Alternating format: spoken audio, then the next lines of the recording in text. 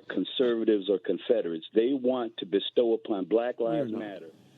Mr. President, I rise today to discuss the COVID relief bill that I understand is soon to be brought before the House and then to this floor. I understand that we have finally, at long last, a deal that hopefully will result in real relief for the American people. And there is a piece of good news that I want to be sure to note, and that is that this COVID relief package will contain direct assistance to working people. For every working family in this country that needs it, they will be, under this deal, getting a direct check, just like they did in March.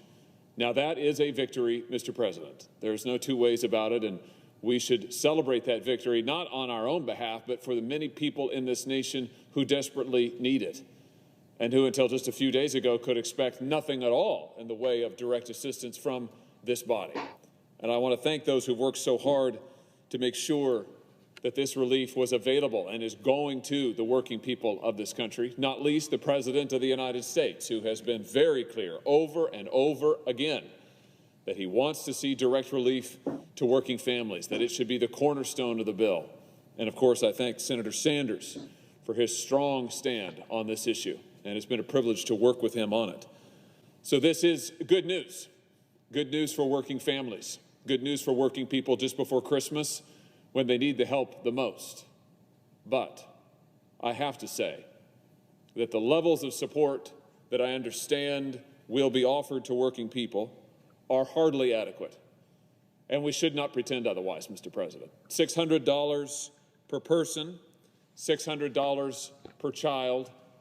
This is a fraction of what was offered to working people in the CARES legislation just a few months ago. Legislation, I might add, that every member of this body voted for. Every member voted for.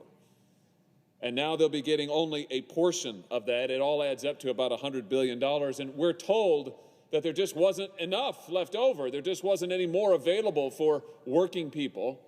But yet I noticed, Mr. President, that in the spending bill that we're also going to vote on as part of this package, a bill that costs over $1 trillion, we managed to have found $65 million for salmon recovery in the Pacific, $643 million to carry out international communication activities in the Middle East, $116 million for the Export-Import Bank, $118 million for that sterling example of international leadership, the World Health Organization, that has done more to undermine world health in the last year than I think any international organization in the history of the world.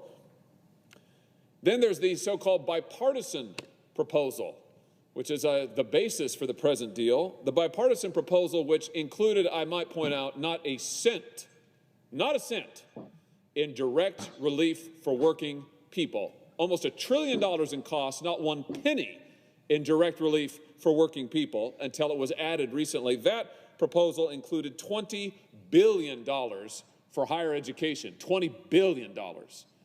This going to many universities who have massive endowments worth billions and billions of dollars, most of that built on the backs of taxpayers, I might add. And yet, we cannot find any further funds to help working people in this country. I cannot help but note, Mr. President, that working people were the last consideration in the draconian shutdowns earlier this year that sent so many of them home, that cost them their jobs, that cost them their wages, that cost them their health care on the job, and they have consistently been the last consideration in COVID relief in this body ever since. And frankly, Mr. President, it's disgraceful, and frankly, it's unacceptable. So the work that we're going to do today, and I hope to see a vote on this floor yet today on this relief, it is a step in the right direction, but it is only a step. And I hope that it will be the beginning, Mr. President, of a better approach, the beginning of actually putting working Americans first, putting their needs, putting their independence, putting their strength, their families, their communities first. That ought to be the economic policy of this nation. That ought to be the economic policy of this body. And I can assure you that is the foundation on which economic recovery will be built. So strong words from